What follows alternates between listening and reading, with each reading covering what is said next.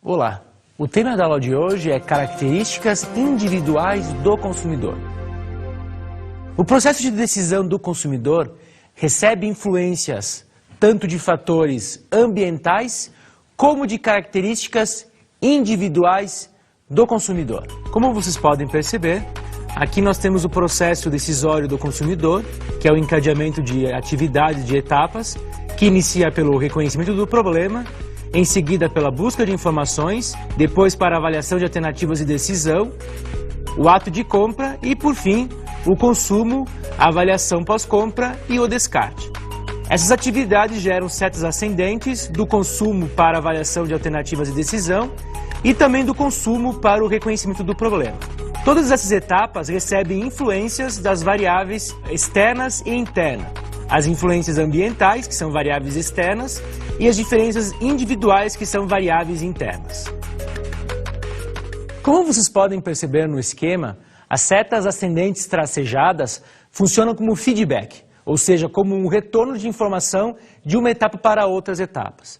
Por exemplo, do consumo para a avaliação de alternativas, há um retorno, há um feedback da experiência pós-compra, da avaliação pós-compra, que poderá no futuro fazer reavaliações de marcas que foram compradas.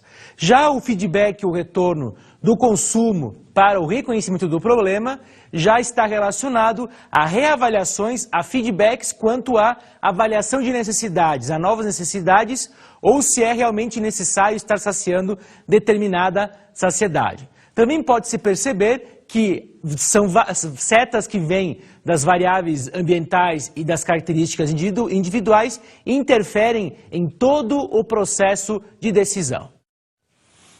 Dentro das características individuais que trabalharemos nessa aula, a primeira delas é recursos do consumidor. Os recursos do consumidor estão focados principalmente com as características demográficas, com as características da população. Temos como características da população ou demográficas a idade, o gênero, o grau de instrução e também os recursos. No caso, principalmente os recursos econômicos, mas também nós temos o tempo como um tipo de recurso. Todos esses elementos podem servir como critérios para determinar formas de segmentação, ou seja, de classificação de clientes em segmentos de mercado.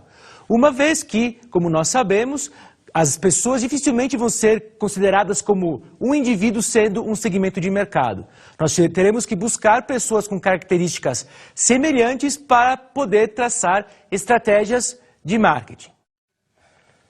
Considerando o recurso econômico, a renda, uma pessoa que apresenta maior renda tende a ter comportamento diferente de uma pessoa que apresenta menor renda.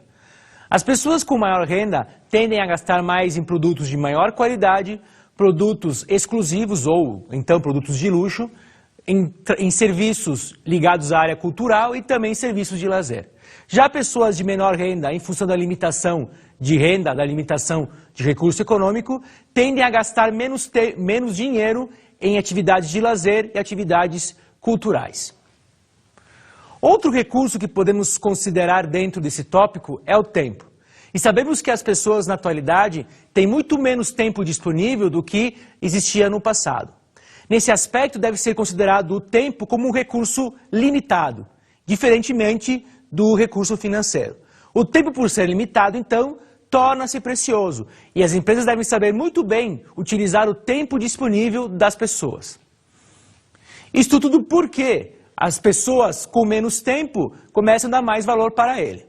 E, por exemplo, se as empresas não souberem gerenciar bem filas, por exemplo, estarão gastando mais tempo do consumidor, gerando mais angústia e mais estresse por parte deles. O tópico que abordaremos agora é conhecimento do consumidor, que está relacionado às crenças e às suas informações a respeito de produtos, marcas e serviços. Para entendermos melhor esse assunto, vejamos o que Engel, Blackwell e Minier têm a nos dizer. O conhecimento do consumidor refere-se às informações armazenadas na memória. O ponto-chave desse conceito é a expressão informações armazenadas na memória. Ou seja, o que se conhece é o que se tem dentro da memória, dentro da mente. E os conhecimentos do consumidor devem ser muito bem considerados pelas empresas, uma vez que está relacionado ao que eles conhecem com imprecisão e também ao que eles não conhecem. As empresas, então, devem estar preparadas para lidar com o que os consumidores conhecem, com o que eles não conhecem e, principalmente, com o que eles conhecem com imprecisão. Primeiramente, o conhecimento afeta grandemente o padrão de compra e de consumo das pessoas, ou seja, a forma como elas costumam comprar e consumir produtos. Em seguida, informações imprecisas podem limitar as vendas ou podem reduzir vendas futuras em função de uma informação inadequada por parte do consumidor, de um conhecimento inadequado, de um conhecimento distante da realidade. Por exemplo, depois que começaram a ser veiculadas informações na mídia e também através de revistas especializadas de que o vinho tinto fazia bem para o coração, houve aumento das vendas de vinho tinto.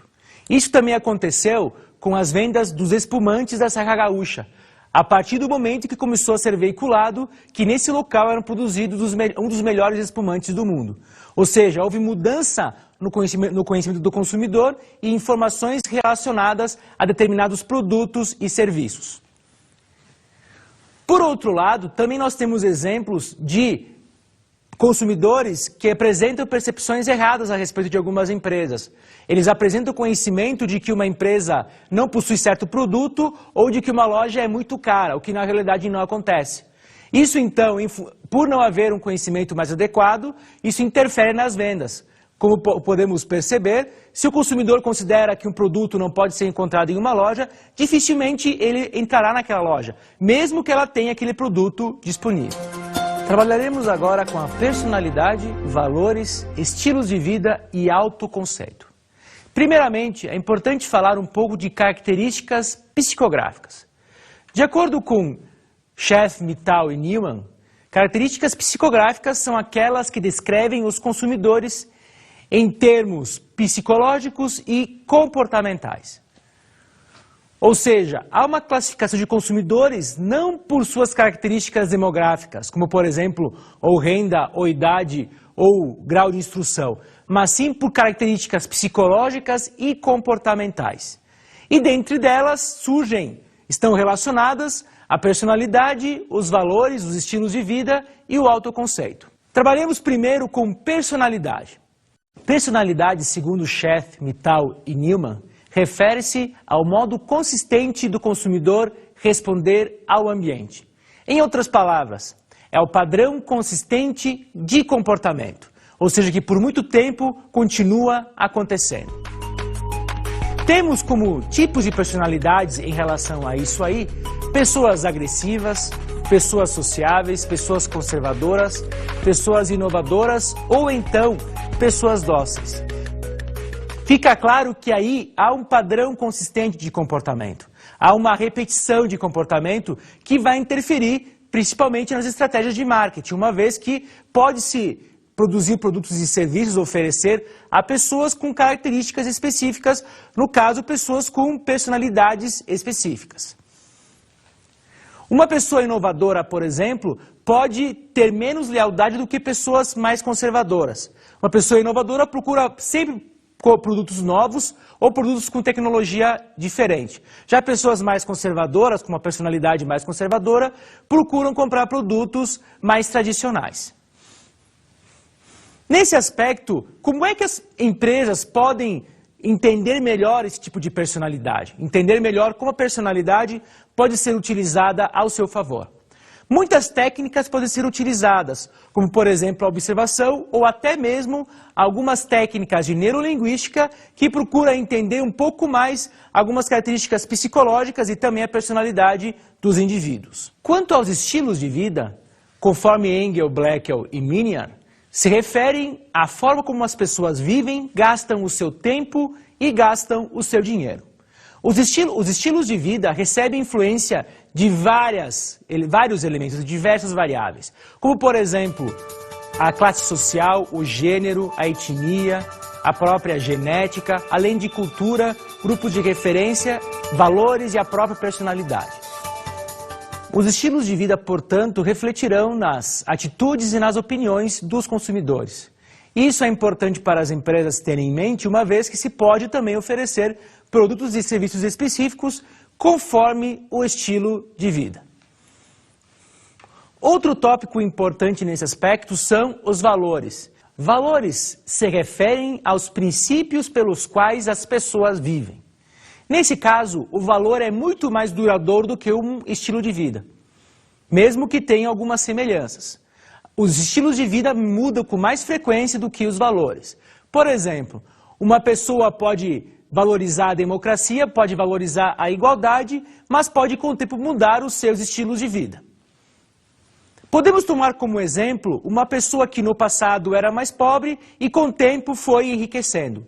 Essa pessoa pode continuar tendo o valor de igualdade, mesmo quando se tornou mais rica, apesar de mudar o seu estilo para um estilo de vida mais confortável, para um modo de viver, de gastar o tempo de forma mais agradável.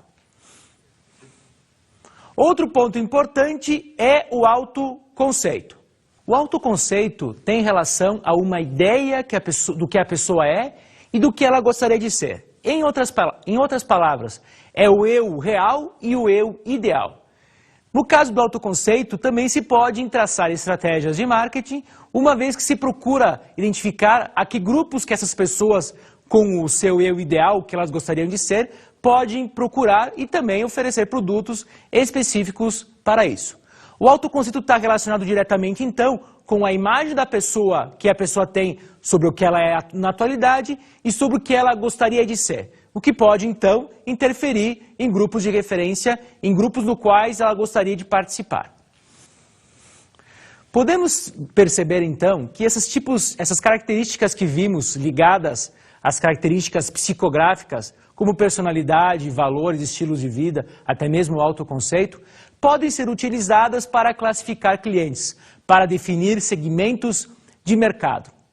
Desta forma, estaremos classificando os clientes não apenas de forma demográfica, como por exemplo, por renda, ou por grau de instrução, ou por idade, mas sim por estilos de vida, por exemplo, como também por personalidade.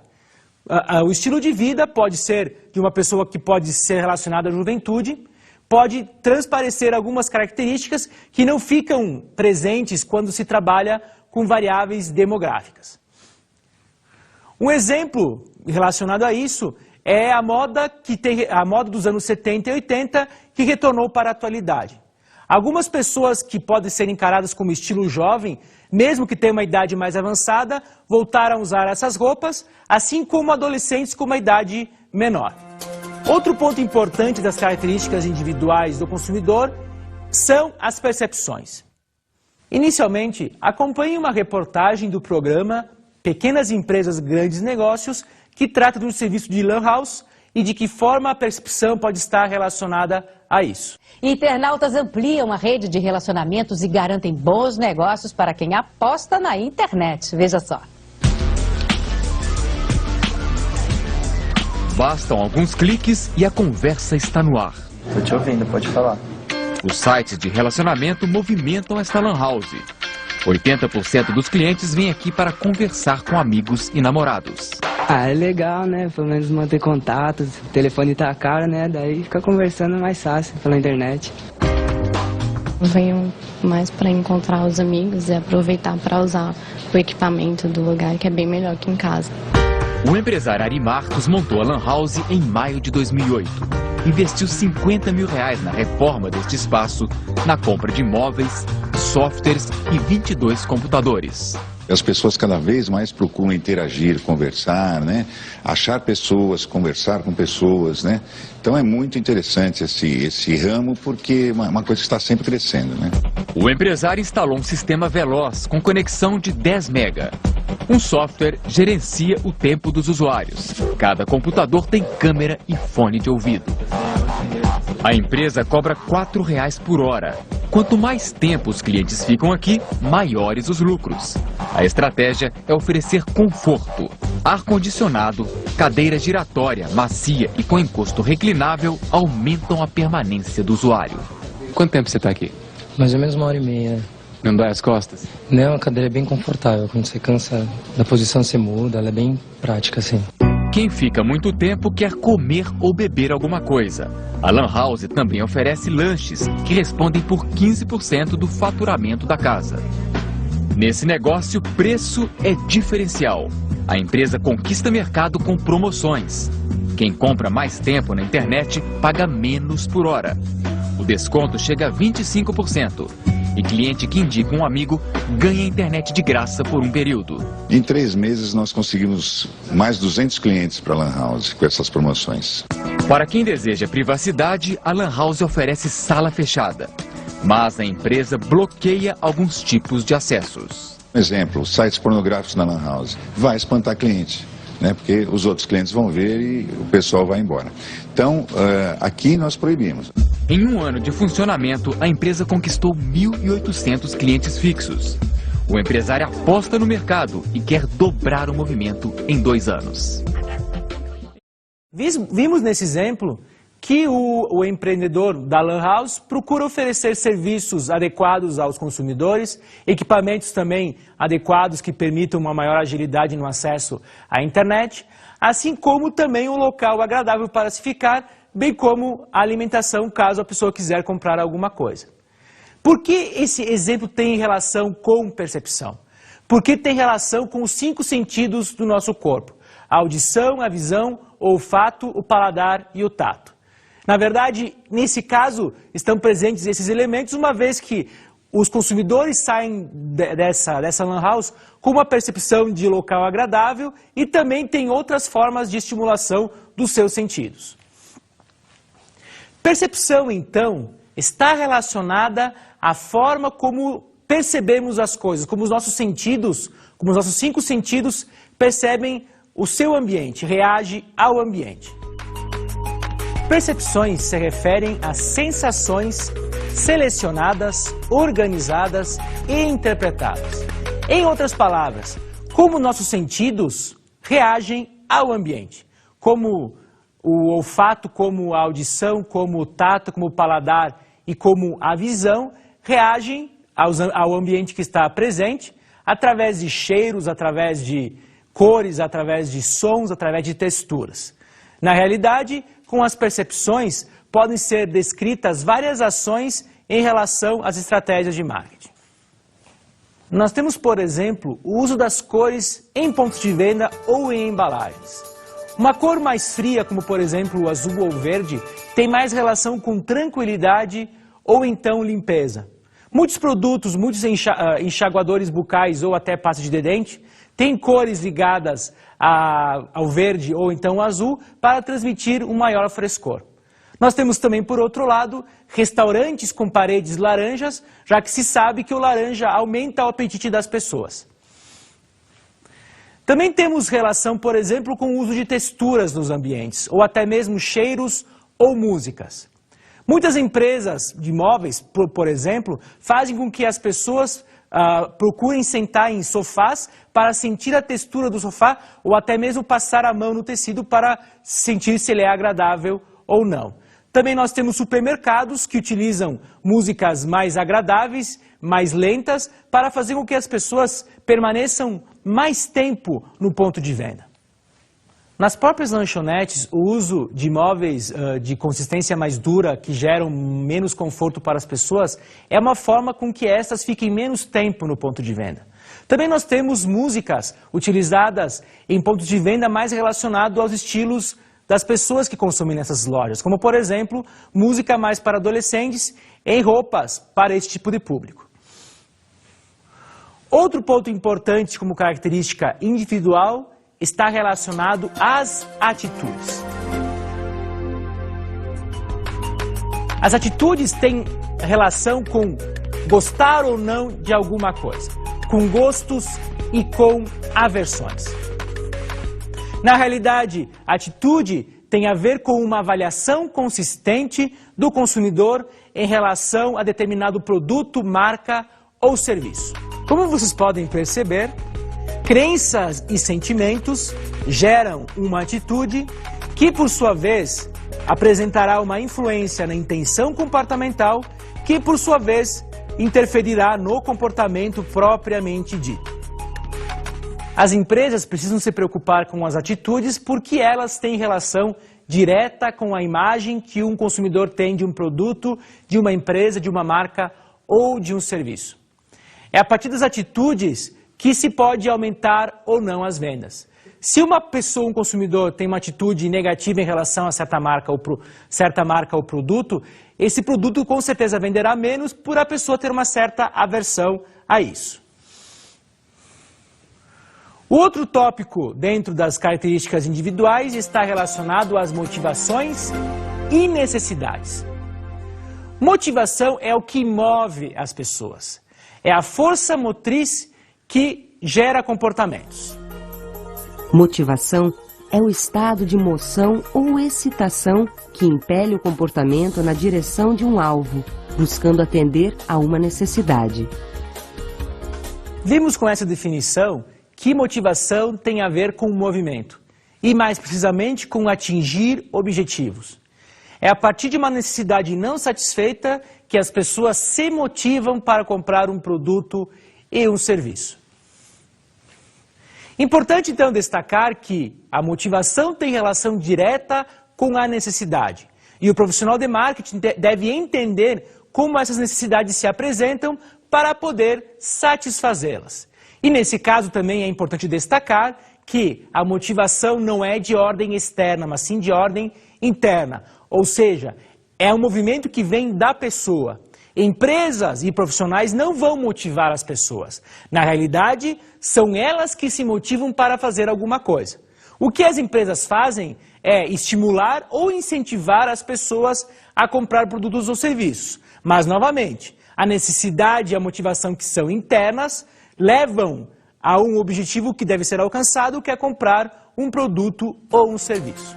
Também temos o item envolvimento. Envolvimento é o nível de importância percebida ou evocada por um estímulo.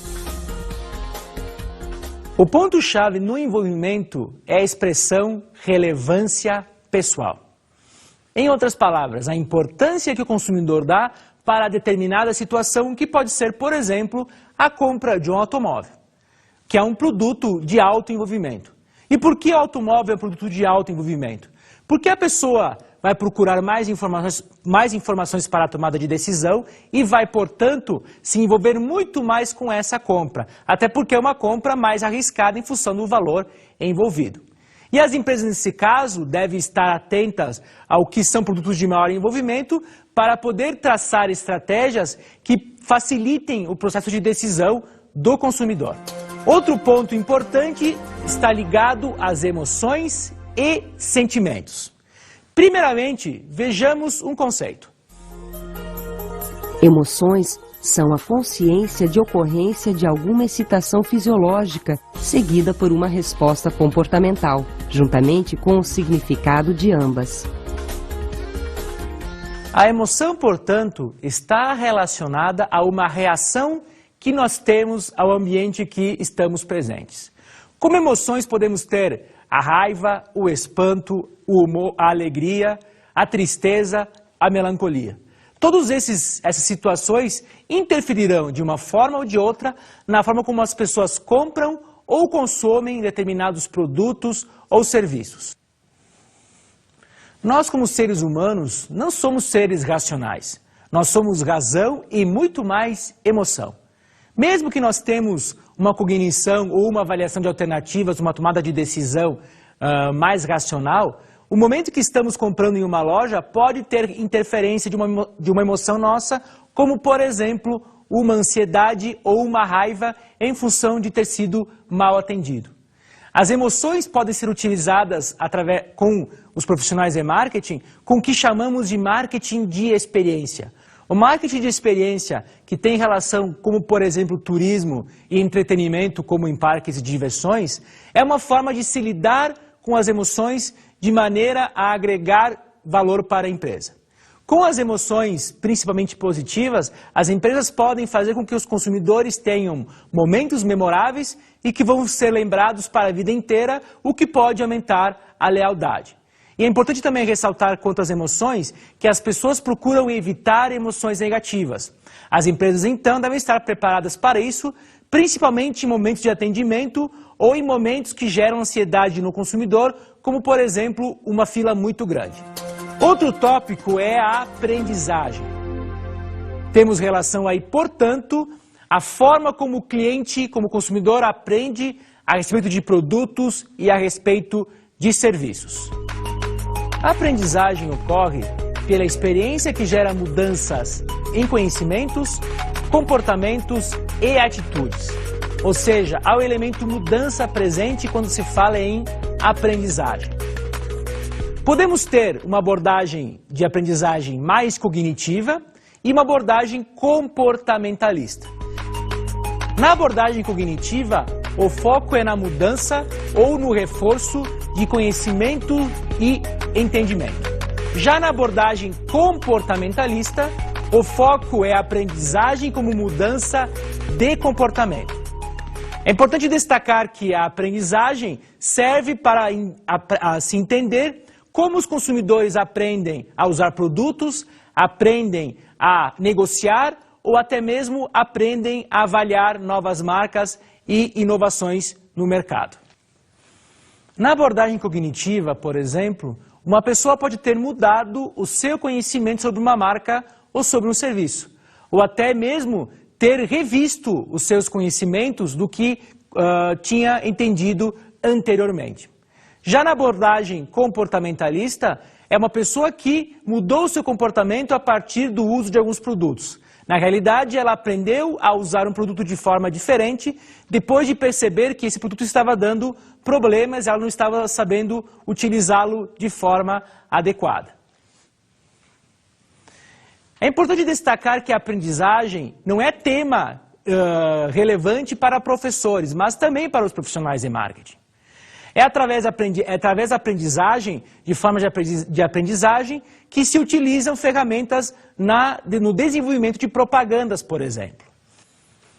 As propagandas, por exemplo, se utilizam muito de teorias de aprendizagem para transmitir as mensagens aos consumidores. Propagandas que utilizam repetição têm relação com a memorização de informações. Propagandas que procuram relacionar um produto a emoções positivas também estão usando a aprendizagem. Podemos ter como exemplo uma propaganda que apresenta uma família numa situação agradável e que isso se procura relacionar ao produto que está sendo veiculado. Algumas teorias importantes de serem conhecidas em aprendizagem são as que se referem ao condicionamento clássico, onde há uma associação direta entre um produto com uma mensagem. Também nós temos o chamado condicionamento operante, que funciona diretamente como um estímulo, um reforço para um comportamento.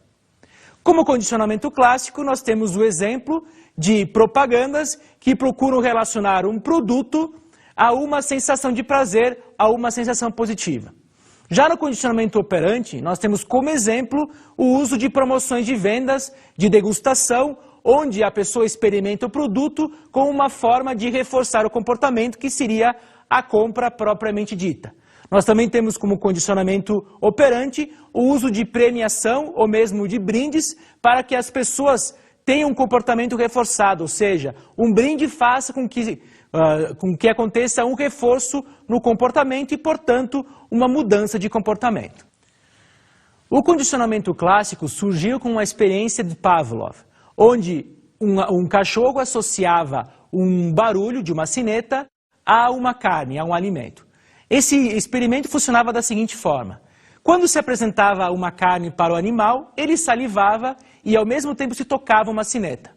Depois de muito tempo, apenas tocando a sineta, o animal continuava salivando. Claro que depois que o tempo se passou, esse sinal, esse som que relacionava com a carne foi se perdendo e o cachorro parou de salivar. O que necessitava, então, reforçar novamente a relação do som com a carne. Já no condicionamento operante, que tem relação com o reforço, que é o experimento de Skinner, havia a relação entre um rato acionar uma alavanca e quando ele acionava aquela alavanca, ele recebia um alimento. Ou seja, havia uso de um reforço para ele ter o comportamento de continuar acionando a alavanca. No caso, o reforço foi o alimento. Além disso, nós temos também a aprendizagem por imitação, que na realidade é quando as pessoas, em termos de marketing, procuram comprar e consumir produtos que outras pessoas consumiram, porque essas pessoas ou influenciaram ou elas são utilizadas como referência de comportamento. Nós também temos a aprendizagem por repetição, e esta é muito utilizada nas vezes que uma propaganda é inserida num canal de televisão durante o dia.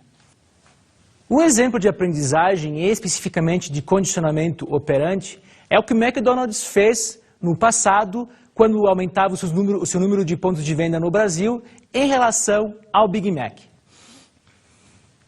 Nessa estratégia, o McDonald's estimulava as pessoas a cantar uma música, no caso da música do Big Mac, no momento da compra para ganhar um brinde. Por que condicionamento operante nesse caso? O brinde servia como um estímulo para a pessoa cantar e também estava comprando nesse momento. E na realidade servia como uma aprendizagem da música e também como uma aprendizagem do que o McDonald's oferecia naquele mercado. Nesta aula, foi possível perceber a importância das características individuais do consumidor e a sua interferência no processo de decisão do consumidor.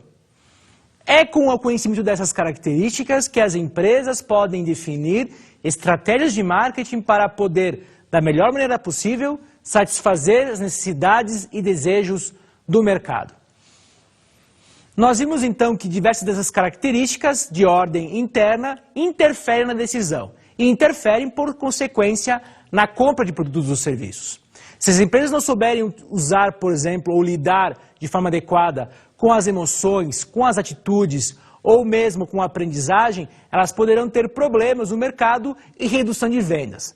Já aquelas empresas que sabem utilizar muito bem esses itens, sabem lidar muito bem com essas características, podem aumentar as suas vendas e, por consequência, também a lealdade, caso houver mais satisfação, e também um trabalho dos clientes de recomendação por terem aprendido com essa empresa e terem emoções positivas, assim como atitudes relevantes, atitudes positivas em relação ao que a empresa oferece no mercado quanto a produtos e a serviços.